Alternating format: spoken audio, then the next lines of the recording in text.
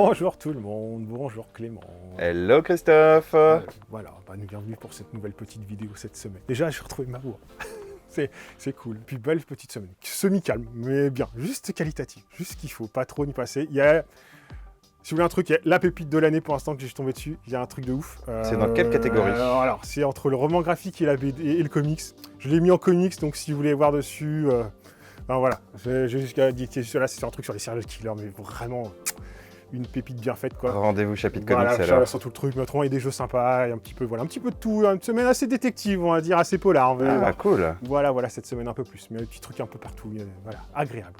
Donc on va commencer, parce que même si on n'a pas des caisses, c'est un peu moins que d'habitude, mais c'est une belle semaine. Donc toujours un petit peu la promo, qui est toujours en cours, de chez Asmodée, vous avez les infos sur leur site, sur la page Facebook et compagnie, tous les gros classiques de chez eux, de jeux achetés, un jeu offert. Le gros truc de cette semaine aussi, en offre promotionnelle quand même, je te le montre, on commence par un peu de comics. Du gros Batman. Voilà. C'est lequel celui-là? Le Daned. Ah, c'est celui avec Constantine. Voilà, qui est en noir et blanc, donc la version normale est en couleur. C'est juste... C'est trop beau en noir et blanc en fait. Et gratuit. Et gratuit. Comment ça, j'arrive et je me sers? Faut acheter 2 Black Label, donc en fait Black Label c'est quand même la partie super sexy de chez Urban. Donc c'est pas que du Batman, il y a un peu V Vendetta par exemple dedans, mais c'est vraiment dedans, vous avez le White Knight, vous avez, enfin voilà, quelques beaux titres sans souci, c'est vraiment la belle branche. Donc pour deux beaux Urban achetés de Black Label, un Damned noir et blanc offert. C'est quand même une bonne offre. C'est propre. Ouais, c'est clair. C'est plutôt propre. Allez, bon, on attaque, on va commencer par le manga. Allez, c'est parti pour le manga. Petit aparté par là, qui s'y colle, c'est Nouébé. Nouébé commence aussi à faire comme les autres, des tomes 1 à pas cher, mais en plus c'est des nouvelles séries. Je viens de les poser, donc il y en a 3, Uzuki, Seikui, Capellation et Elegant Yokai Apartment Life. On vient juste de les poser, donc j'en parlerai plus la semaine prochaine, mais c'est que des nouvelles séries. Ils ont l'air de Nouébé d'élargir un petit peu leur gamme. Ouais. Ils ont l'air de partir beaucoup plus sur le fantastique, le graphiquement. Enfin, c'est pas forcément ce qu'ils faisaient trop avant. Et d'élargir leur gamme, donc ça sera pour la semaine prochaine. J'en toucherai un mot parce que là, je viens juste de les poser. Par là. Qu'est-ce qu'il y a en grand format? Surtout Sailor Moon. Les collecteurs. Allez, fais-moi pétiller mes rétines. Ah là là, il y a même de la couleur au milieu. Voilà, donc la version de luxe. Le Yazawara aussi qui sort. Le truc hyper attendu. Pour un pseudo yaoi, c'est pas forcément un full yaoi, mais Killing Stalking, attends, ouais. Faut chercher les bonnes pages. Ouais, à peu près. C'est... non. Ouais, je floute, c'est pas grave. Voilà. Bon, enfin bref, il était super attendu. Killing Stalking tome 4 est enfin sorti. Par là, c'était plutôt calmos. Alors j'ai mis là, en fait, c'est même pas, tu vois, je me suis fait avoir. Excuse me, don't it, I'm too check me. Je me suis dit, ouais, non, c'est pas un shoujo, non, c'est trompeur. C'est un plein de choses mélangées. En fait, je l'ai pas lu, mais il faut que je le dise, parce que là, pour le coup, c'est super chelou perché. Il y a, quand tu feuillettes, t'as l'impression d'avoir tout. Un peu du hentai, du fanservice, du romance, du machin, enfin, t'as un truc de melting pot là-dedans, là, mélangé, ça a l'air perché. C'est un mec, un peu de la mafia, qui a peur des filles et son dentiste. Bref, je vais pas parler parce que j'ai juste de le poser, et en fait, c'est en le feuilletant.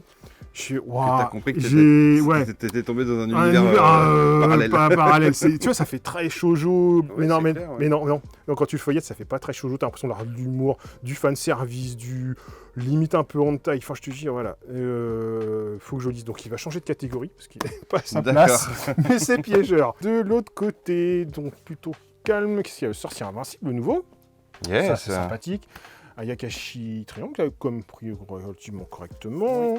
Dans les petits indés, Dice et Colorless, qui sont sortis aussi cette semaine. Le tome 5 et le tome 3. Voilà, le petit truc sympa que moi j'avais bien kiffé. Hari Makito, le magicien qui retombe dans le monde parallèle, mais en fait il croit qu'il est dans l'univers, mais qu'il n'y a pas de magie du tout, et que par ses sorts de magie, de précision, il fait des trucs, et on les apprend, les petits tips, etc. C'est super sympa, franchement, si vous voulez un petit truc léger, en taille, mais avec un peu d'humour, enfin pas une taille, isekai, avec un peu d'humour, franchement, c'était vraiment bien fait, bien dessiné. C'était propre. Les Todag aussi, avec une couverture alternative. Cool. Voilà. Ça a son public. Sans souci. Qu'est-ce qu'il y a eu? On vient de poser Suite Concrète. La couverture ne m'envoie pas trop du rêve pour le coup, mais en fait, niveau du dessin, Bah, c'est pas mal quand même. Non, Et on vient de les poser. On aura mon petit avis semaine prochaine, sans doute, sur celui-ci. Le Black Lotter, c'est cette semaine. Un que j'attendais aussi, Android Type 1 tome 2. C'était le truc un peu à la Asimov, là. Et on était resté un peu sur sa fin, à la fin du 1. L'Android qui est un peu rebelle, etc. Donc ça, pareil, ça vient de sortir.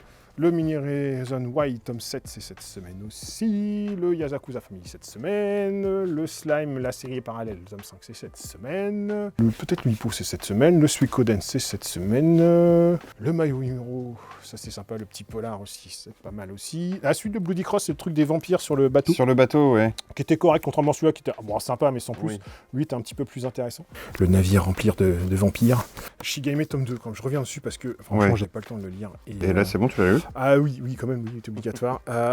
J'avoue, je comprends pas comment cette série-là ne bosse pas plus. Au début, ça part peut-être un peu trop shonen, où à un moment donné, tu dis, voilà, il y a d'autres vampires, il y a d'autres, comment dire, pas des assistants, mais des esclaves, si tu veux. D'accord, Tu commences à dire, peut-être qu'il n'y a pas une course comme ça. Est-ce qu'on va perdre un côté psychologique? Et en fin de compte, non, il revient, la manipulation, etc. Et t'as plein de choses qui se passent. J'avoue que c'est assez riche. Ça reste une très très bonne série. Bon, c'est un peu, voilà, pas tout public parce que c'est quand même un peu violent. Et voilà, il y a des choses, mais franchement, ouais, ça reste une bonne série. Je pense qu'à un moment donné, ça devrait cartonner. C'est obligé. Et puis, par là, ce qu'on vient de poser aussi, qu'on vient juste de les poser, Time Shadow, Wakusai Closet, le Tower of God 5, ça c'est cette semaine aussi, on vient juste de la reposer. Ça sort ce vendredi. Je repasse un petit peu par là à l'arrachère aussi, un petit one-shot, c'est des petites histoires courtes. Donc le premier était, c'est gentil, enfin le premier est sympathique, comme un truc avec une statue dans la petite fille dans sa chambre, c'est rigolo. Après la vraie histoire à la fin. Donc du coup, c'est pas forcément indispensable en soi, mais... Le petit one-shot, c'est toujours sympa, ouais. Je te reviens, oui, tiens, j'ai zappé, Hello aussi, tu vois, un petit one-shot, on parle de one-shot. J'ai vu tranquillou qui est un peu tiré. En fait, c'est un peu l'histoire sans fin. En fait, si tu veux, dans l'idée, c'est un peu ça. Au début, tu comprends pas, tu vois pas trop, c'est une fille, un garçon, tu sais, la fille, elle accoste le garçon, puis elle le connaît, quoi. Et, elle est surpris, quoi. Et en fait, ils sont là. Petit bout de romance, et puis il y a des choses qui te perturbent un petit peu, à la fois qu'elle connaisse, etc. Et en fait, tu vas comprendre très vite, tu vas essayer de voir qu'il y a c'est une histoire de sans fin où elle revient, et en fin de compte, c'est comme ça qu'elle connaît, et lui, il se rentre dans le jeu. Après, l'histoire à voir, c'est pourquoi elle est dans la boucle, une sorte de boucle temporelle. D'accord. Donc, tu découvres ça dans l'histoire, voilà, petit truc gentil, romance, soit facile. Presque trop vite, tellement c'est léger. Ça se lit tout seul. J'en zappe, au fait, si, il y a 08 Espion, Dark Demon Slave aussi, c'est cette semaine. Ouais, si on fait tout dans le désordre, on n'a pas fini. Le 21 Century Boys, genre de spin-off qui faisait suite. On va passer à la BD.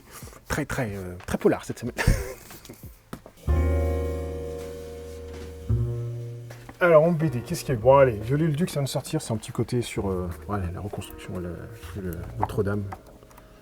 D'accord, Notre-Dame, mais pas de nos jours. Pas de nos jours, voilà, t'as tout compris. Miss Octobre, intégral, tiens, un petit polar classique, j'ai vu à l'époque, c'était sympathique à lire, c'est un peu traditionnel, classique, mais côté pin-up, côté un peu enquêteur, voilà. La femme fatale, l'enquêteur véreux. Tout à fait. Facile à lire. Un truc que je ne comprends pas, comment je suis passé à côté du. Quand j'ai vu le dessin, je fais Lambda, mais oui, mais c'est le monsieur qui a fait Artus Trium. D'accord. Et voilà, c'est une tuerie. Et j'ai fait, mais comment ça se fait que j'ai pas lu le 1 et que je n'ai plus en ligne? Donc, chose rémédiée hier quand je l'ai posé. T'as commandé le 1. J'ai repris le 1 parce que je suis passé complètement à côté de celui-ci. Les enfants de Belzagor qui sortent de la SF, ça faisait suite à le retour sur Belzagor, qui est un peu de la SF, comment dire, fantastique. Alors je voulais lire, je vais pas faire un truc spécifique trop long, c'est qu'en fait je voulais lire, savoir si c'était vraiment apparent ou pas, mais grosso modo, si vous avez pas lu le premier cycle, ça sert à rien d'attaquer celui-là, parce que ça fait vraiment suite au premier cycle. En fait, le premier cycle, si tu veux, on a un peu décolonisé une planète qu'on a conquis. T'as un peu des espèces animales, si tu veux, un peu primitives, mais intelligentes, je peux en dire ça, si tu veux. Et tout est un peu basé sur des rites un petit peu, pas chamaniques, mais un petit côté de renaissance, de renaissance. Avec aussi tout un commerce basé sur du venin, qui est une sorte de drogue. Et donc je suis les protagonistes là-dessus. Et donc là, ça se passe après, et en fait, si vous n'avez pas lu le premier cycle, vous perdrez un peu en route, parce que on sait déjà un peu plus ce qui s'est passé avec la Renaissance, et puis etc. Ils reviennent après. C'est une série sympathique en science-fiction, je sais pas comment dire, planète fantasy, plus centrée sur les ethnies, sur les peuples, etc. Donc pas désagréable. Méridien, tiens, c'est super joli, ça vient de le poser. J'avoue que on vient de le poser. Je sais pas te dire, c'est tout joli. Roman graphique plutôt. Voilà, moi je vais même pas dire le speech parce qu'on il est sorti des cartons il n'y avait pas très longtemps, on vient juste de le mettre. Après, par contre, je suis revenu sur le Pigalle quand même, j'ai eu le temps de le lire. Et alors Bah, ça se lit tout seul. Alors, c'est. Je m'attendais à un truc un peu plus polar. Ouais. Et en fin de compte, tu es dans... En fait, tu vas suivre un petit gars qui sort de son plateau de d'Aubrac, là, qui remonte à Paris, travaille dans un petit bar, et puis en fait, il va se retrouver faire livreur de charbon dans un gros cabaret, si tu veux. Et de fil en aiguille, bah, en fait, d'opportunité de livreur de charbon, à un moment donné, bah, il va poser un petit coup de main pour faire le service, donc il va donner un coup de main. Il les bosse bien, grosso modo, c'est gentil, un peu gentil naïf, si tu veux. Ouais. Et donc de là, à un moment donné, il va se retrouver à devoir faire les gays dans un business, et donc tu vas avoir un petit peu l'envers du décor de l'époque. D'accord, oui, c'est plus... sous-bassement, des petites histoires, donc il se retrouve à travers ses yeux là-dedans. Bon, à un moment donné, il va être un peu impliqué dedans, mais c'est vrai que c'est plutôt à travers ses yeux le quartier, l'époque, le petit truc au début, le balbutiement, enfin le début des trafics de drogue, des trafics un petit peu d'influence, l'arrivée des Américains, ce genre de choses pour tout ce qui est deal et renseignements. C'est plus un témoignage. Voilà, et tu vas suivre un peu son histoire. À un moment donné, tu as une pin-up super reconnue qui revient, et puis il va se retrouver être un peu son majordome, si tu veux, et... En fait, voilà, c'est à travers ses yeux de voir un peu le Paris des années 50, avec un petit panel de tout ce qu'il pouvait y avoir de l'époque, sans rentrer trop dans les détails, si tu veux, tu vois, c'est surrouler un peu le truc. Tu vas suivre son histoire, il va prendre un petit peu... C'est un peu mélancolique, en fait, sur la fin, si tu veux, voilà. C'est pas agréable à lire, si tu veux quelque chose d'assez simple, ou pas... On n'est pas dans un gros polar, quoi. On est vraiment une poupée un peu plus tranche de vie de l'époque, un petit peu du Paris des années 50, la vie nocturne du Paris des années 50, avec un peu les premiers braquages, les machins, etc. Donc voilà, ça se lit facilement, c'est joli, c'est assez sympathique. J'ai pris aussi, j'ai pris un peu par hasard, c'est Les Assiégés, qui vient d'arriver. Pareil, graphiquement, ça me titillait bien, et j'ai bien aimé, en fait. Parce que c'est une approche un petit peu originale d'un truc de cité, un peu de gang de cité. Des histoires un peu de mafieux, etc. L'histoire, ça se passe donc en Italie. En fait, l'immeuble que tu vois là, en fait, va être détruit. Donc en fait, les gens dedans évacuent, mais ils font un peu de résistance. Et à un moment donné, en fait, les flics commencent à vouloir faire une sorte d'assaut pour virer tout le monde, si tu veux. Et en fait, l'histoire commence à la sortie d'un casque, tu sais pas trop. Et en fait, par flashback, tout est lié avec un tableau de ça, du peintre. Et en fait, dans cet immeuble-là, c'est un peintre fou, en fait. Et en fait, tu vas avoir un peu des différents protagonistes. Tu vas avoir aussi un jeune qui va se retrouver impliqué un petit peu malgré lui dans l'histoire. Devoir fuir parce que avec des petits caïds de cité, si tu veux. Et tu vas réunir un petit peu tout ce mélange dans cet immeuble en vase clos un petit peu, et en fait tout va se retrouver connecté, et tu vas voir un peu l'histoire après. Et au début ça commence comme ça, et puis en fait tu prends les pièces tout doucement, et tu vois que tout s'interconnecte vers la fin. Et c'est une approche assez sympa du truc de cité, un peu mafieux. Petit côté Pulp Fiction, j'ai l'impression, non ? Ouais, je sais pas comment, je peut-être pas Pulp Fiction, mais dans l'approche un petit peu décalée, et des petites connexions, des personnages un petit peu sombres, tu vois, de tous ces gens-là qui sont un petit peu miséreux là-dedans, et pourquoi ce peintre fou, tu vois, son histoire, de comment il est là, et les interconnexions entre tous les personnages. Mais c'est franchement, je l'ai pris, je l'ai enquillé, mais... Bonne pioche, quoi. Ouais, tranquillou. Pareil, un truc assez sympa qui sort pour les Schwitten, quand même. Métamorphose. Donc là, c'est plus un recueil, mais voilà, si vous voulez... Oh là là. Voilà, c'est... plus artbook que BD, mais... Ouais. Mais voilà, ça aussi c'est arrivé cette semaine. Voilà. Bon, on va s'arrêter là pour la BD, c'est pas mal. Ouais, c'est pas mal, on va passer au comics.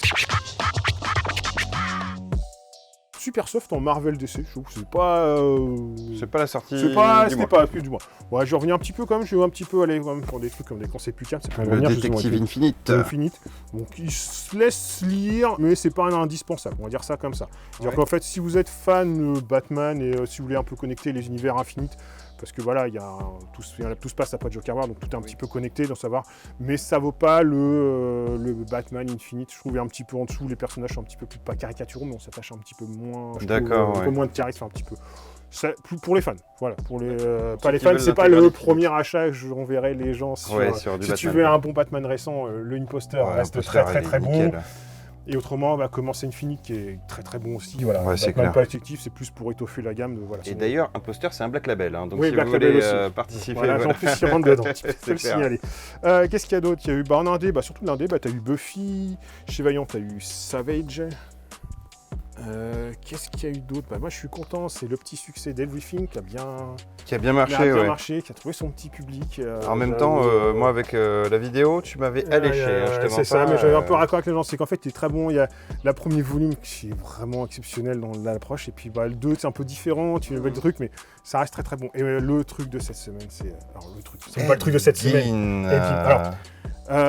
il y avait déjà eu une BD, enfin c'est sur Serial Killer, ça avait déjà une BD qui a été faite chez Soleil, mais je l'ai trouvé un peu légère. Là, c'est fait par monsieur Rick Powell, qui a fait The Moon. Donc tu ressens dans son dessin, et leur dessin est super propre, et ça correspond pile poil à l'époque des années 50. Et je qualifierais ça de tuerie absolue, je sais pas comment dire ça. Clair.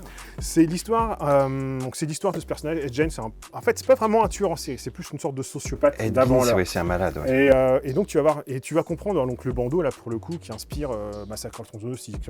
Quand je l'ai lu, c'est là que tu fais penser au crime, enfin au meurtrier dans Le Silence des agneaux, vraiment un rapprochement.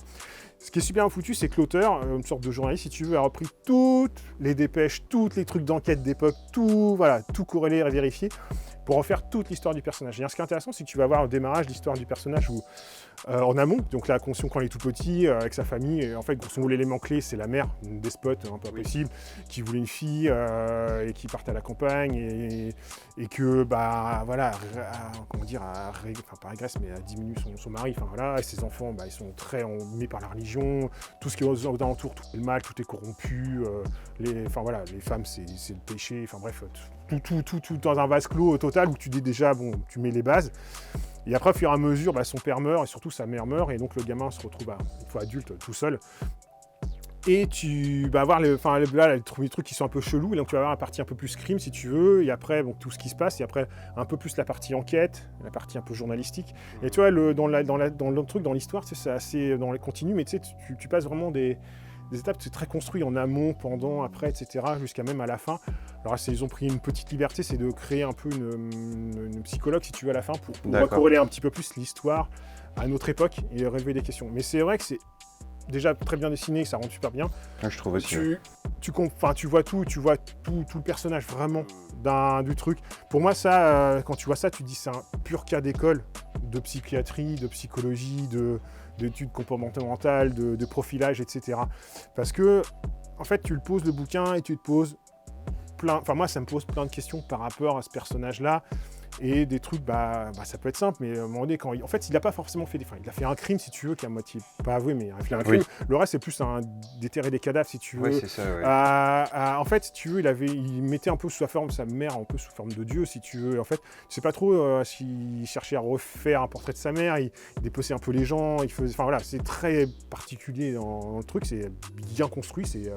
Au moins, tout est un peu montré, entre guillemets, pas non plus cracra, mais on comprend tout le personnage, de tout ça. Et ce qui est bien, c'est que tu finis le truc, tu te poses plein de questions après sur, tu vois, au moment qu'il fait un peu son acte, est-ce qu'il est prémédité ou pas, mais est-ce que tu peux le juger, machin, est-ce que si tu ne le juges pas, les familles, tu as des victimes derrière, comment tu peux mettre ça, mais également, à un moment donné, lui, on lui dit que tous les gens sont mal, tous les hommes, c'est pas bien, le sexe, c'est pas bien, etc. Dans sa tête, lui, il a un peu le créneau, peut-être, pas d'être femme, mais si tu veux, c'est un impact psychologiquement. Ouais. Et tout ça, ça t'amène à la question par rapport à avant la doctrine de sa mère en amont.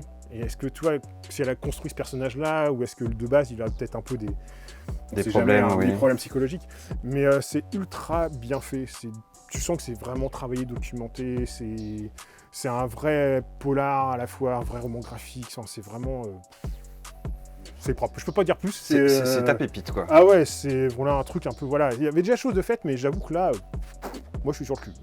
Ça va être dur de faire mieux derrière sur la guide. Sur un truc comme ça, c'est vraiment... propre. Allez, un truc un peu plus détente, on vient juste de le poser. Payback, je viens juste de le poser. Le speech du dos me donne trop envie de le lire. Alors, c'est quoi le speech? Je te le dis juste parce que je viens de le poser. Les paybacks ou la réalité comptable des activités des super-héros. En fait, grosso modo, c'est bien les super-héros, mais ça coûte cher de foutre de la merde et qu'il faut faire des dettes, des machins et... Ils pètent tout et du coup... Il faut emprunter de l'argent et tout. Moi, je trouve ça sexy. Faut compter, messieurs les super-héros, faut apprendre à compter. Ouais, ça a l'air cool. Ça a l'air fun. Voilà. Qu'est-ce qu'il y a aussi? Crossover qui vient de sortir à 10 € en promo. Bien. Voilà. Un petit peu plus. Donc voilà, on a fait le tour de l'indé, je crois. Ouais. C'était cool, mais ça avoue que ce petit Ed, pas trop, mais qualitatif, quoi. Dans ce que j'ai lu, j'étais content. Pas mal du tout. On va passer à la jeunesse et l'humour. C'est parti. Quelques petits trucs sympathiques, mine de rien. Déjà un petit truc super joli, c'est 16e printemps. Donc c'est super joli. Ah, j'aime trop ce genre d'édition. Ouais, après, tu vois, c'est comment positionner sur... Enfin, pas si tu veux, l'histoire, si on va suivre le parcours de cette petite fille renarde, en fait, si tu veux, ça passe dans un village renard. Et en fait, ses parents se séparent. Voilà, il se passe pas bien. Et en fait, le papa peut pas prendre le temps d'élever sa fille. Donc en fait, il la dépose chez ses grands-parents. Enfin, c'est son grand-père avec sa tante. Et en fait, elle va vivre à la campagne, si tu veux. Voilà. Et en fait, on va suivre un petit peu toute sa vie à travers la campagne où elle vit assez mal la chose, si tu veux. Et à ce moment-là, en parallèle, tu as une poule qui veut emménager dans le village des renards. Et ok, parce que il y a que des renards. Parce que, c'est bizarre. Et en fait, cette poule, tu vas comprendre, en fait, elle a été un peu exclue de la ville des poules parce qu'elle n'arrive pas à pondre. Et donc, les autres, ils disent « Ouais, mais moi, je fais autant de par machin, j'ai tant d'enfants, etc. » Moi, je peux pas en avoir. Et donc, elle se fait un peu exclure. En fait, voilà, fondamentalement, tu as la base un peu du racisme, si tu veux. Et de l'autre côté, du côté des parentales, tu as un peu les parents, enfin, l'enfant un petit peu délaissé, si tu veux. Et donc, ça va être les rencontres de ces deux personnages-là. Donc, à la fois, tu veux, ça permet un peu d'avoir soit un regard un petit peu enfantin, une histoire un petit peu, tu vois, alors c'est un petit peu tristouné quand même, hein, après il y a des beaux moments, mais d'amitié, etc. Et avec tes yeux d'adulte, tu vois, d'avoir un regard un petit peu différent. Donc c'est un double regard, donc en fait ça peut toucher un public assez large. Et surtout ça c'est mimi, voilà. Donc une petite histoire. Très joli les dessins. 16e printemps. Donc plutôt sympathique. L'enfant des Lucioles, j'ai pas eu le temps de le lire. Petit tour dessus quand même, plus classique dans le... Voilà, plus classique dans le dessin, en effet. Plus informatisé, mais j'ai pas le temps de le lire. Petite édition des Sibyl, la fée cartable. Ça c'est mimi aussi, c'est à la fois joli et puis une petite soirée rigolote d'une jeune fille qui se retrouve avec une petite fée dans son cartable et qui va l'emmener dans des mondes un petit peu parallèles et un peu l'univers de la magie, quoi. Enfin, c'est vraiment tout public, enfin vraiment jeunesse facile, quoi. Ça c'est vraiment là, contrairement à l'autre où il fallait un peu plus de décryptage, on va dire, des codes sociaux, etc. Là c'est vraiment tout simple à lire. Si je reviens un petit peu, tiens, si tu veux, sur les souvenirs d'esprit. Oui. Parce que je trouve ça super joli. C'est pareil en fait. De Monsieur Rip. Ouais, c'est un peu tout public, c'est pas forcément jeunesse. Enfin, tu veux dire jeunesse, mais c'est un peu pour tout le monde. L'histoire, c'est qu'en fait, tu vas voir cette jeune fille. En fait, c'est pas pareil, il n'y a pas eu ses parents, c'est le grand frère qui élève. Et en fait, là, les services sociaux vont commencer à arriver. Donc, et sauf que cette fille-là, en fait, elle traîne un peu dans le cimetière pour parler à son père. Enfin, voilà, son plus. Et puis en fait, à ce moment-là, c'est là qu'il va y avoir une apparition des fantômes qui vont arriver. Et toute l'histoire, ça va être surtout avec cette vieille dame-là. Et en fin de compte, qui recherche son mari, quoi. Et donc, tiens, on joue un fantôme, personne ne la voit. Donc, au début, son frère ne le croit pas. Puis à un moment donné, il commence à se poser des questions. Et donc, la quête, ça va être de retrouver un peu l'histoire de cette vieille dame et surtout son mari. Et en fin de compte, elle dit, il habite là. Puis en fin de compte, c'est plus vrai. Ils sont déménagés depuis longtemps. L'histoire, si tu veux, c'est de refaire son passé. Et grosso modo, cette dame-là, on va dire, elle a peut-être un petit peu Alzheimer, si tu veux, perdu sa tête. Et qu'en fin de compte, il faut refaire son passé, de retrouver ses enfants ou retrouver son passé. Et surtout, c'est retrouver, donc, vu que son mari sans doute décédée déjà aussi un petit moment, de retrouver la tombe de son mari, parce qu'en fait elle est décédée mais sans nom, c'est un peu perdu si tu veux, et en fin de compte la quête ça va être de retrouver l'identité de cette personne, de refaire ce truc, donc c'est pas tristouné du tout, hein. C'est vraiment le dessin... C'est un sens léger, quoi. Ouais, voilà, c'est un peu ça, c'est tout mignon, ça se passe tout seul, en fait c'est pas forcément jeunesse, puis voilà, donc à la fin ça se termine bien, même si c'est un tome 1, à la fin du 1, l'histoire est complète, quoi, et puis après l'ingrédient c'est justement, est-ce que... Quel sera le prochain truc, voilà, et donc peut-être son père, etc. Donc voilà, pour le petit tour en jeunesse de cette semaine. C'était super cool. Voilà, on va passer au jeu. Alors, en jeu cette semaine, déjà on va faire un petit rappel, mine de rien, parce que des choses qu'on a un petit peu zappées. C'est pas des gros titres, mais par exemple les extensions de Arkham et de Marvel Champions sont sorties la semaine dernière, qu'on n'a pas mis dans la vidéo. C'est pas un peu... en allant vite, on en oublie quand il y a trop de sorties. Voilà, sorti la semaine dernière. Pareil, on vient de poser, c'est pareil, c'est Agartha, un petit jeu de Vikings. J'ai regardé vite fait une vidéo pour le coup. C'est de la draft. Ouais, je sais pas, de placement de pièces, un jeu où j'ai pas encore eu le temps de mettre le nez dedans pour le coup. Et les 3 grosses pépites de cette semaine, parce qu'il n'y a pas une tonne de jeux, mais... c'est beau. Qu'est-ce que t'as eu? Alors déjà, le premier truc. Death Note, ok. Grosso modo. Jeu à licence ou bon jeu? Alors, j'ai survolé celui-là, vraiment, il faudra qu'on le pratique, parce qu'en fait, c'est un loup-garou, si tu veux. Tu vas tirer des personnages, en fait, au hasard, tu as 3 clans, en fait, si tu veux. Il y a un petit peu plus de matos. Il y a du matos. En fait, ce qui est intéressant, c'est quoi? Le phénomène, c'est que tu as un peu ce côté dossier. C'est qu'en fait, tu vas avoir des dossiers, dans ce côté-là, si tu restes sur la table. Et tu vas tirer des personnages qui vont être face cachée, donc ils vont tirer les rôles. Donc ça, c'est les cartes d'action. T'as Elle, t'as Kira... T'as Light, Misa. En grosso modo, tu as 3 clans. T'as Elle, le personnage visible qui doit démasquer le Light. T'as le clan des Kira, voilà, et le clan des enquêteurs. Ok. Chacun a sa façon de gagner, un petit peu de jouer.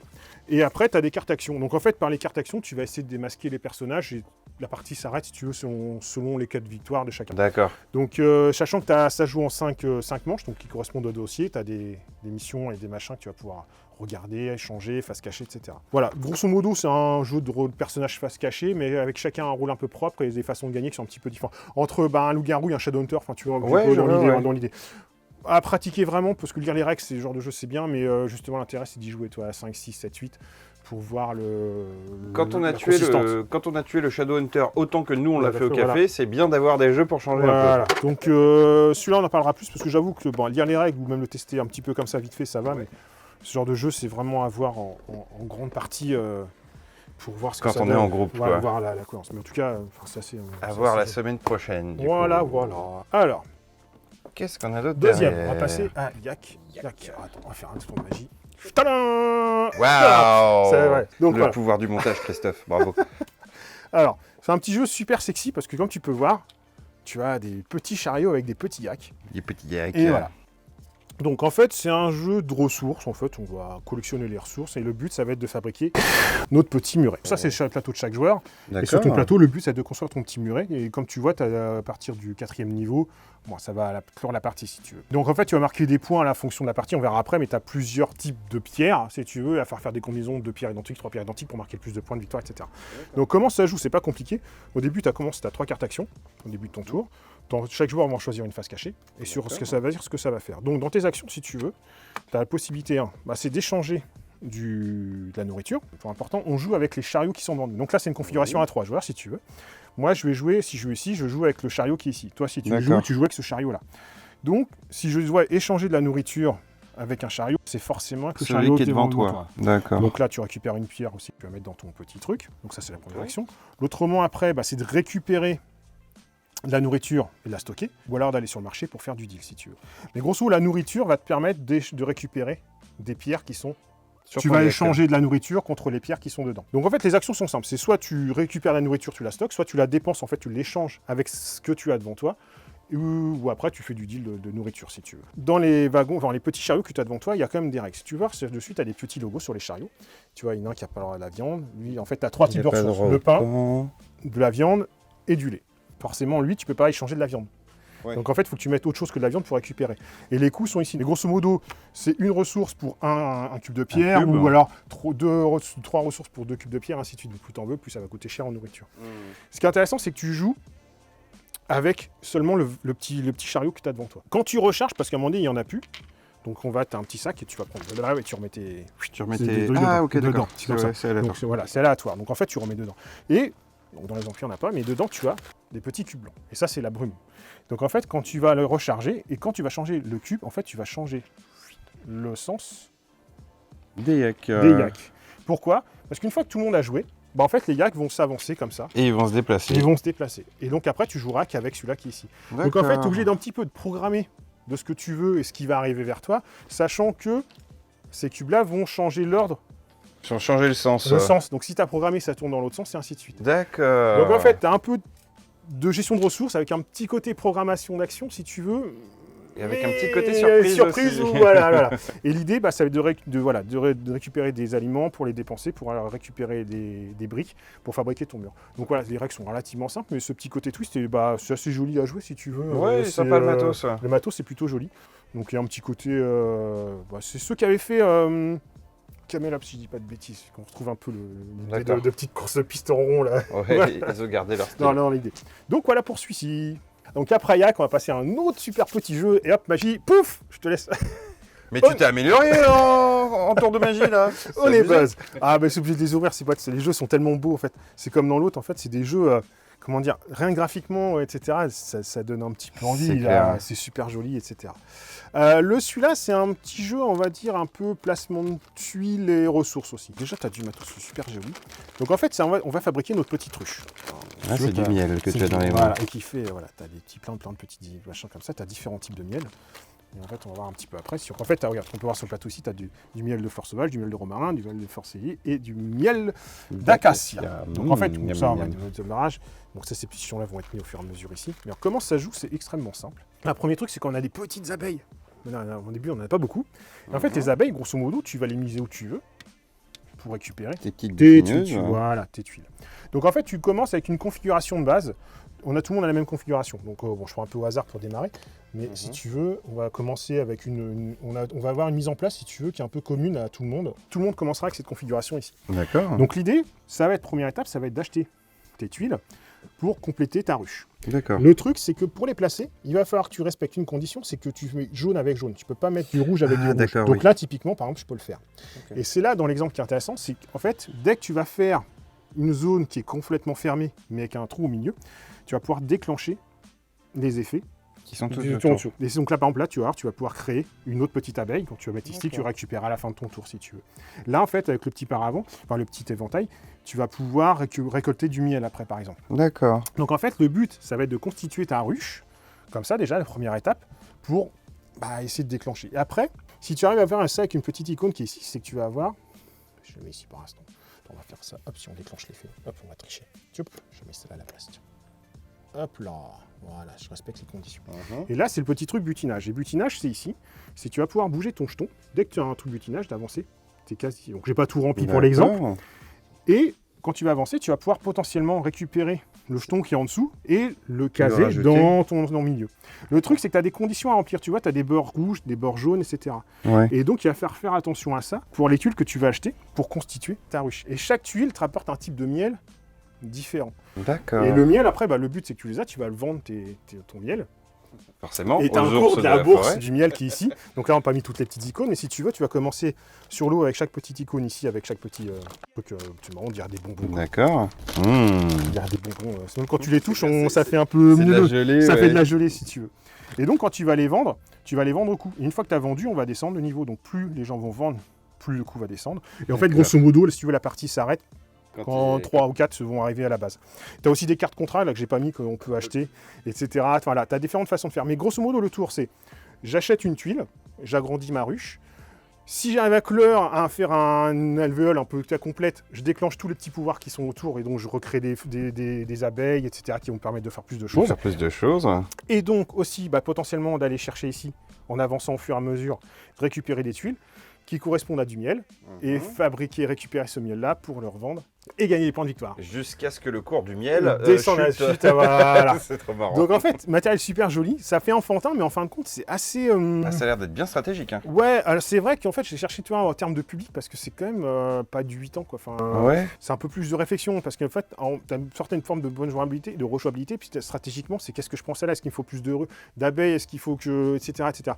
Et en fait, c'est assez riche, et c'est vrai que ça fait peut-être penser à un public un peu comme Living Forest, ce genre de choses. Oui. Tu vois, qui font enfantin, mais qui sont pas enfantins, parce que tu as de la stratégie... Agricolatière, quoi. Voilà, tu as plusieurs possibilités, qu'est-ce que je fais, je prends si je prends pas ça, l'autre va le prendre, etc. Et donc le matériel est super joli, puis voilà, je suis un peu...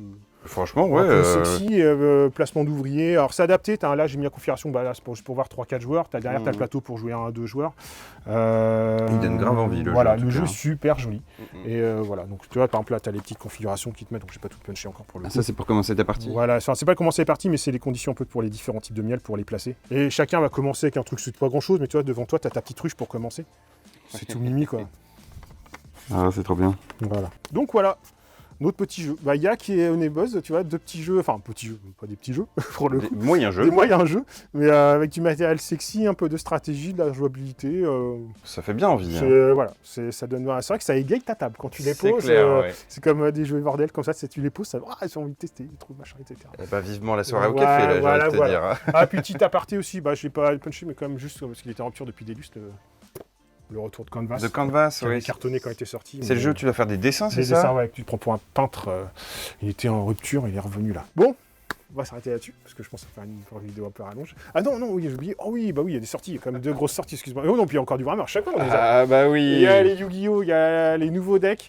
Alors, c'est les decks de structure Albaz. Ça va être terriblement fort. Hyper attendu. Et la réédition des Maximum Eldorado. Et puis pour finir quand même, encore une sortie. Les Tyrannides sont attendus. Enfin, let's go. Après l'Eldar, là, 15 jours, la sortie des Tyrannides qui sont arrivés à temps pour la vidéo. Voilà, je crois qu'on a fait le tour de cette semaine. Comme tu l'as dit, c'était tranquille mais qualitatif. Voilà, non, belle semaine, j'aime bien comme ça. moins opulence de titre, mais agréable, si tu veux. C'est clair. Ça va. Donc voilà, une belle pépite si vous voulez découvrir après Briefing la semaine dernière. Et Jen, là, vous pouvez y aller. Parce que vraiment, ça le mérite. Voilà, pour un gros coup de cœur, quoi. Et puis sur ce, n'hésitez pas, si vous aimez partager, liker, mettez des petits commentaires, ça me fait plaisir. Et puis, n'hésitez pas à venir parler à la boutique, si vous avez kiffé un truc ou découvrir un jeu, une BD, enfin un plaisir de passer du coq à l'âne dans les titres, mais plaisir de partager ça avec vous, quoi. Donc sur ce, on vous dit la semaine prochaine, et puis bonne soirée, bonne semaine à vous. Salut tout le monde, à bientôt.